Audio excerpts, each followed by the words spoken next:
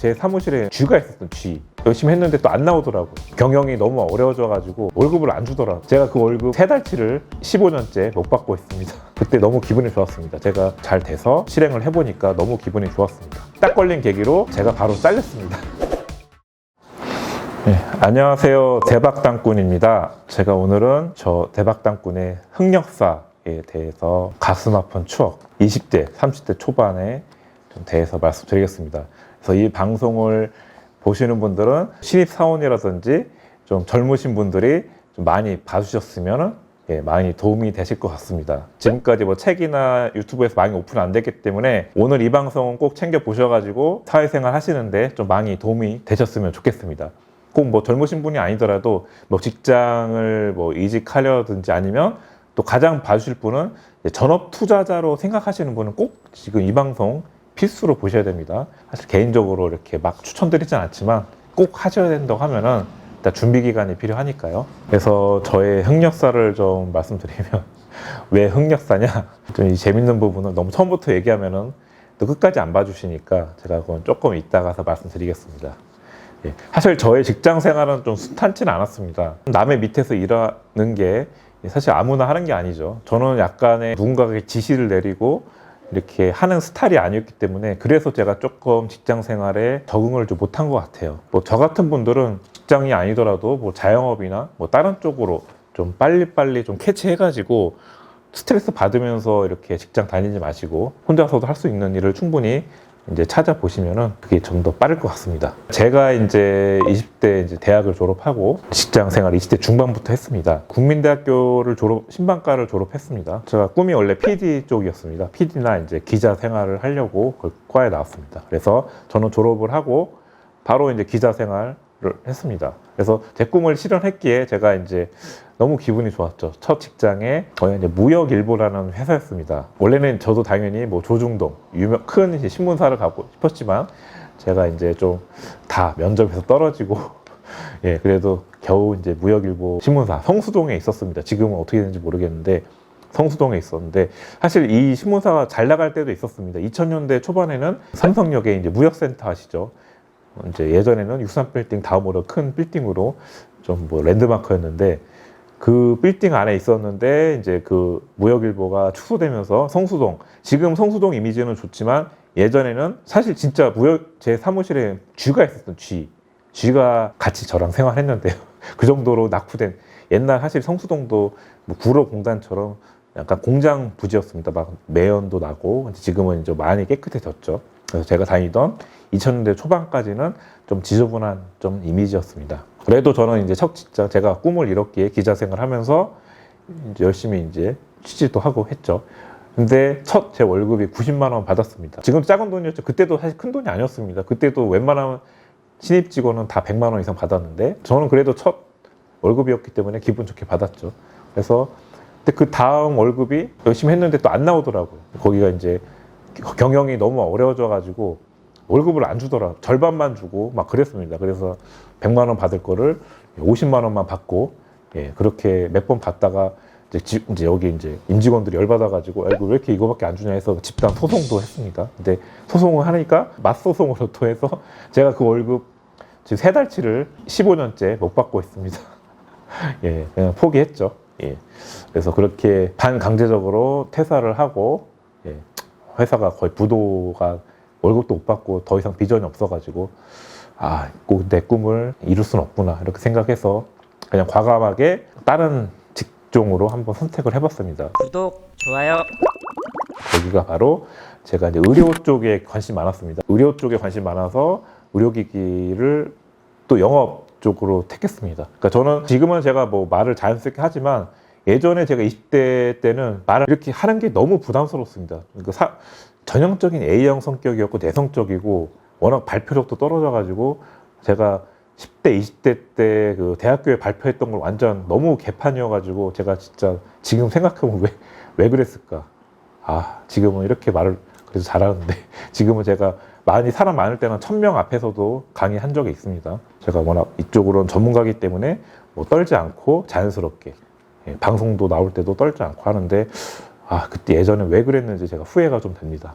제 성격 개조하고 싶어서 제가 의료기기 영업직을 택했습니다. 처음에는 제가 치과 임플란트 파는 회사에 다니다가 임플란트가 이렇게 돈이 되는 줄 몰랐습니다. 직원이 한 7명 정도밖에 안 됐는데 매출이 거의 100억 가까이 나오는 회사였습니다. 그걸 보고 치과 이런 치자제도 돈이 되는구나.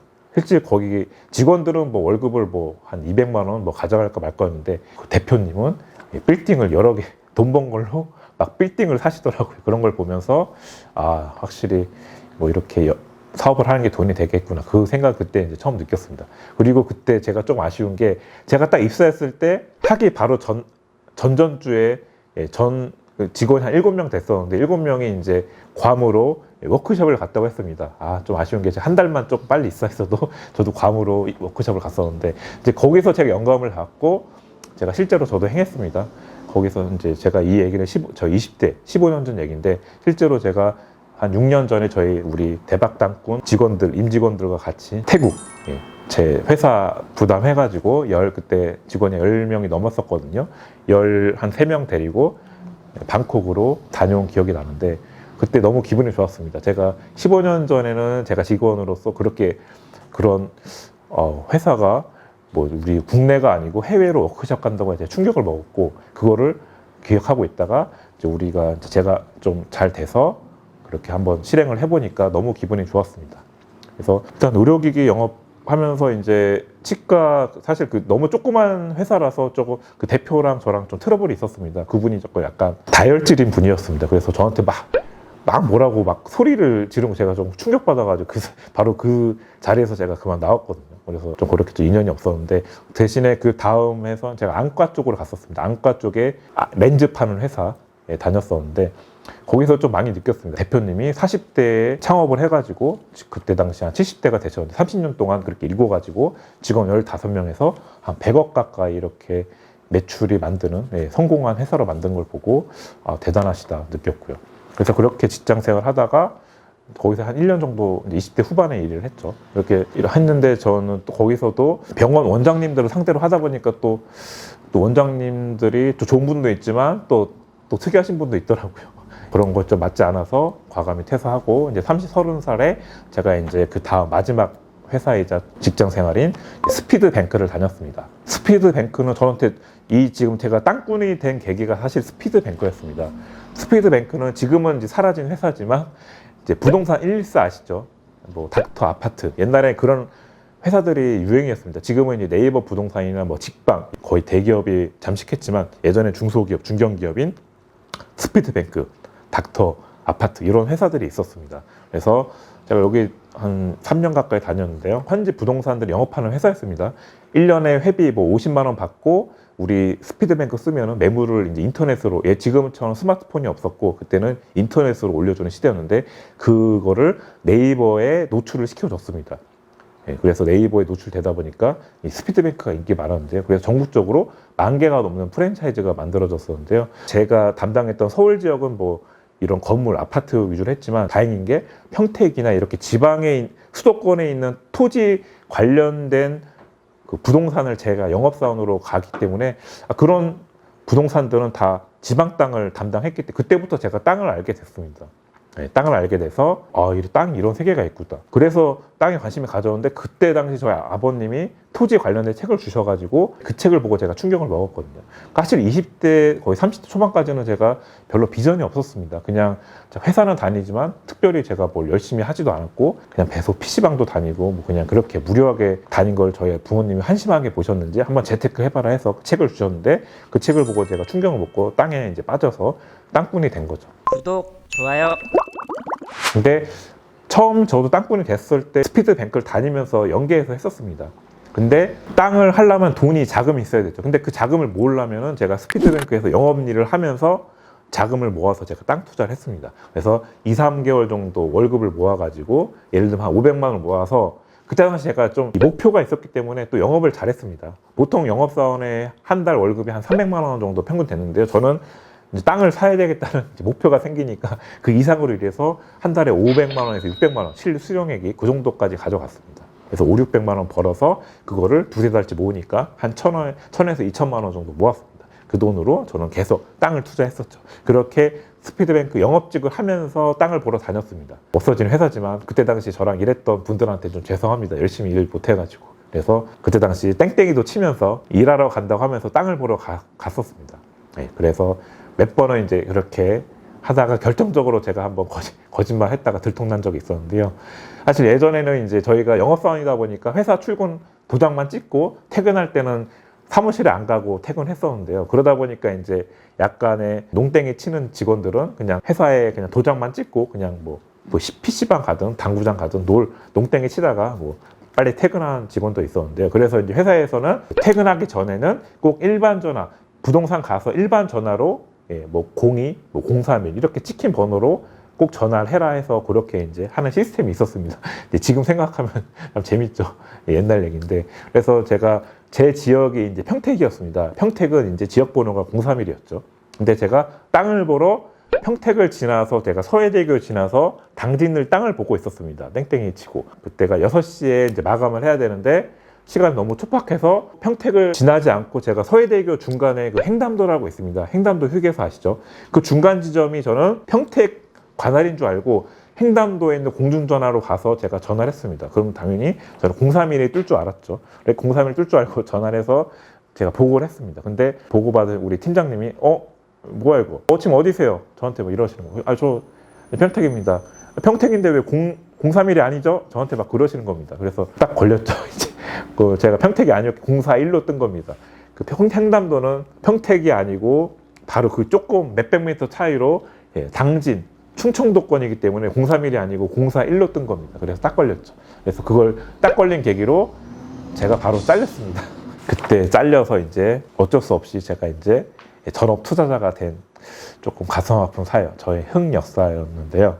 제가 지금 웃으면서 제가 얘기하고 있지만 그때 당시 얼마나 좀 충격받아 바보 같았고 좀 울 정도로 제가 너무 비참했습니다. 근데 그걸 계기로 저는 더 열심히 이제 땅을 보게 된 계기죠. 어떻게 보면 좀 반반인 것 같아요. 좀 잘 잘려서 좀 더 땅에 집중해서 제가 지금까지 10만 평을 투자하게 된 계기가 그때였거든요. 만약에 계속 스피드뱅크를 다니고 했었으면은 이렇게 많이 투자를 못했을 텐데 또 어떻게 보면 그게 또 잘 됐던 것 같습니다. 또 회사 입장에서도 열심히 일 안 하는 사람을 빨리 그만두게 하는 게 또 회사에서 좋은 거고요. 구독, 좋아요. 저의 좀 흑역사를 말씀드렸는데요. 좀 제가 젊은 분들한테 좀 당부드리고 싶은 거는 전업 투자자를 하면 어떠냐. 그때 당시 제가 30대 초반부터 제가 땅을 이제 열심히 했는데 저랑 같이 이제 땅을 보러 가시는 분이 삼성 다니는 회원분이 있었습니다. 카페 회원분이 이제 진지하게 자기 삼성 때려치고 저처럼 땅꾼이 되고 싶다 이렇게 했는데 저는 이제 과감히 하지 말라. 저는 이제 반강제적으로 땅꾼이 됐지만 전업 투자 됐지만 이렇게 좋은 직장 놔두고 그렇게 하지 말고 직장 다니면서 충분히 주말만 이용해도 반 땅꾼이 될 수 있다.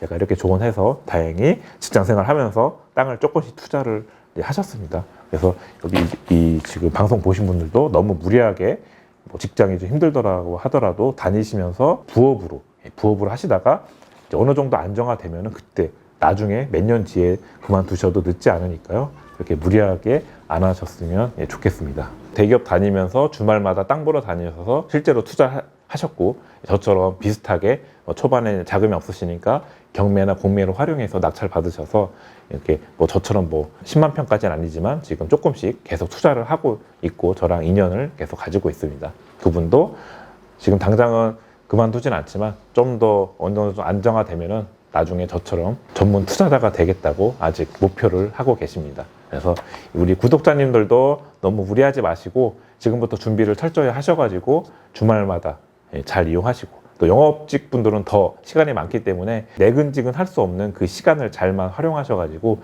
이렇게 땅을 보시거나 이렇게 부동산 투자하는데 좀 적극적으로 좀 활용을 좀 하셨으면 좋겠습니다. 저희 직장생활 흑역사가 좀 도움이 좀 되셨으면 좋겠습니다. 우리 젊은 분들 지금 코로나 시대에 많이 힘드시겠지만 다들 화이팅 하시고 위기를 극복하셔서 기회로 삼으셔가지고 지금부터 준비를 하셔서 직장 생활도 잘 하시고 이렇게 투자도 부업으로 생각하셔가지고 두 개를 잘 잡으셨으면 하는 바람입니다. 지금까지 저의 흑역사에 대해서 말씀드렸고요.